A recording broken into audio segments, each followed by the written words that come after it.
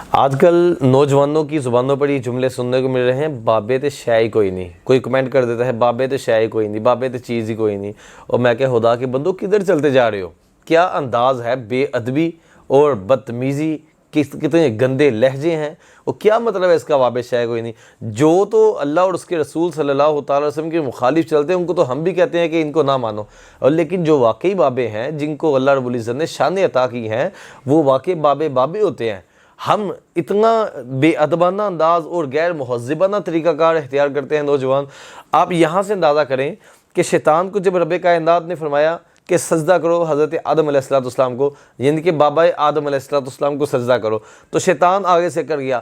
اس نے زبان حال سے یہی کہا تھا بابا شے کوئی نہیں، زبان حال سے اس کا یہی جملہ تھا، مطلب کہ وہ کہتا ہے کہ یہ مٹی سے بنا ہے اور میں آگ سے بناؤں، میں اس سے افضل ہوں، میں کیوں سجدہ کروں، مطلب میرے مقابلے میں یہ شے کوئی نہیں ہے۔ تو اپنے آپ کو اس نے کچھ سمجھا۔ رب کائنات نے جنت میں آج کل کی ہزاروں لاکھوں کتابیں پڑھی ہو بندہ اتنا علم نہیں حاصل کر سکتا جتنا شیطان کے پاس علم تھا، اور اس نے عرش کے چپے چپے پر سجدہ کیا، فرشتوں کا استاد بنا ہوا تھا۔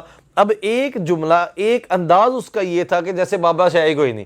تو مالک کائنات نے جنت میں ہونے کے باوجود اس جملے کی وجہ سے اٹھا کر باہر پھینکا، نکال دیا اور ہمیشہ کے لیے مردود قرار پایا۔ میں کہتا ہوں ذرا ٹھنڈے دماغ سے سوچو کہ وہ اتنا کچھ ہونے کے باوجود وہ جنت سے نکال دیا گیا صرف اس انداز کی وجہ سے کہ بابے کو شے کوئی نہیں سمجھ رہا، تو جو جنت میں ہے ہی کوئی نہیں ہے، اور جس بیچارے کو عربی گرامر کا پتہ ہی نہیں ہے، جس کا انداز ہی نہیں، جس کو پتہ ہی نہیں کہ ہمیں حدیث کو کہاں سے بیان کرنا ہے، کیا حدیث ہے، کیا معاملہ ہے، وہ اگر یہ جملہ بولے تو جس کو استنجا کرنے تک کا پتہ نہیں ہے، تو وہ یہ جملہ بولے تو اس کا کیا حال ہوگا؟ تو وہ جنت میں جانے کا امیدوار بھی ہے۔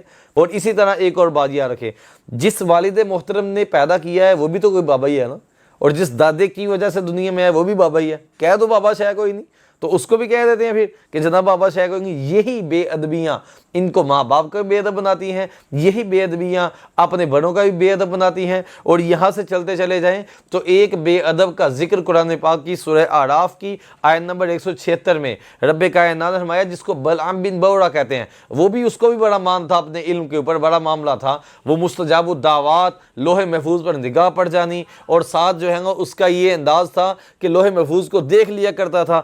12,000 سے زیادہ شاگرد اس کے سامنے بیٹھ کر اس کی باتیں لکھا کرتے تھے۔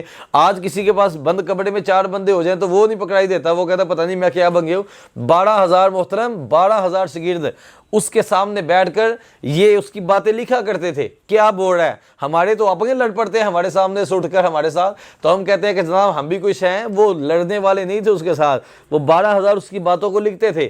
بنی اسرائیل نے پیسے کا لالچ دیا، مختصر یہ آپ پڑھ لیجئے گا تفسیر میں، سورہ اعراف کی آیت نمبر 176 میں رب کائنات نے اس کا ذکر کیا۔ پیسے کے لالچ میں آیا، اور لالچ میں آتے ہی اس نے جو ہے اپنا اللہ کے نبی حضرت موسیٰ علیہ السلام اور ان کے ساتھ موجود بابوں کے خلاف کھڑا ہونے کا ارادہ کر لیا۔ یہ جب چلا ان کے ساتھ خلاف چلنے کے لیے، پہاڑی پر چڑھا، جیسے تیسے بھی چڑھا، تو وہاں پر جا کر بد دعا کرنے لگا۔ نام اپنا منہ سے نکلتا تھا، مت ماری گئی تھی، نام اپنا منہ سے نکلتا، ان کا نام لینا ہوتا کہ یا اللہ موسیٰ علیہ السلام اور ان کے ساتھ والے بابوں کو ہلاک کر، مطلب یہی ہے، وہ کہنا ہوتا، لیکن نکلتا اپنے آپ کا منہ سے۔ تو بنی اسرائیل کہنے لگے ہمارے خلاف ہی بول رہے ہو، کہتا میں چاہتا تو یہی ہوں کہ ان کے خلاف بد دعا کروں، لیکن اپنے ہی خلاف نکلتی ہے۔ اس کی زبان لٹک گئی۔ مالک کائنات فرمایا مثلہ کمثل الکلب، اس کی مثال ایسے ہے جیسے وہ کتا ہوتا ہے۔ تو قیامت والے دن یہ بلعام بن بورا کتے کی شکل میں جہنم میں جائے گا، بابوں کے ساتھ مخالفت کرنے کی وجہ سے کہ بابے شے کوئی نہیں۔ جناب دوسری طرف سورہ کہف کی آیت نمبر 18 میں بھی مالک کائنات نے ایک کتے کا ذکر کیا ہے، جس کا انداز بتاتا تھا کہ وہ سمجھتا تھا کہ بابے کوئی شے ہیں، وہ سمجھتا تھا۔ قرآن کھول کر دیکھیں، لوگ کہتے ہیں جی آپ فتاوی رضویہ دکھاتے ہیں ہمیں، قرآن و حدیث کی بات کریں، میں کہ لو پھر آج قرآن ہی پڑھ لیتے ہیں، قرآن کو کھول کر دیکھو۔ تو قرآن کھولے سورہ کہف آیت نمبر 18، مالک کائنات نے اصحاب کہف، یہ بھی عیسیٰ علیہ السلام کی قوم کے بابے ہی تھے محترم، یہ بابے تھے۔ تو انہوں نے جو ہے اپنا ان کے ساتھ یہ کتا چل پڑا۔ مختصر یہ کہ یہ کتا ادب کے ساتھ ان کا ادب کرتے ہوئے غار کے باہر بیٹھا ہوا، اور رب کائنات نے اس کے بیٹھنے کا انداز بھی ذکر فرمایا کلبہم باسط ذراعیہ بالوسید، ان کا کتا کلائیاں بچھائے ہوئے باہر بیٹھا ہے۔ 309 سال تک یہ کتا غار کے باہر بیٹھا رہا، اور اللہ رب العزت کے فضل و کرم سے جسم بھی سلامت ہے، سب کچھ سلامت ہے۔ یہ وہ کتا تھا جس نے سمجھا کہ بابے کوئی شے ہیں۔ تو میں کہ کتا اگر بابے کو کوئی شے سمجھ کر گاڑ کے باہر بیٹھ جائے، مالک کائنات کتے کو انسانی شکل میں قیامت والے دن جنتی قرار دے دیتا ہے، وہ قیامت والے دن انسانی شکل میں جنت میں جائے گا۔ اور بلعام بن بوڑا انسانی شکل میں ہونے کے باوجود بھی جس نے بابا کو کچھ نہیں سمجھا، رب کائنات قیامت والے دن کتے کی شکل میں جہنم میں بھیجے گا۔ محترم قرآن پڑھا کریں، حدیث پڑھا کریں، ہم کہتے ہیں فتاوی رضویہ پڑھا کریں، لیکن چلو کوئی مسئلہ نہیں، یہ بھی تو پڑھ لیا کرو نا۔ یہ تھوڑا سا ٹھنڈے دماغ سے سوچیں، مجھے امید ہے اتنی سے فرق پڑ جائے گا انشاءاللہ۔ اگر نہ ہوا تو ہم مزید دلائل لے کر حاضر ہوں گے۔ السلام علیکم ورحمۃ اللہ وبرکاتہ۔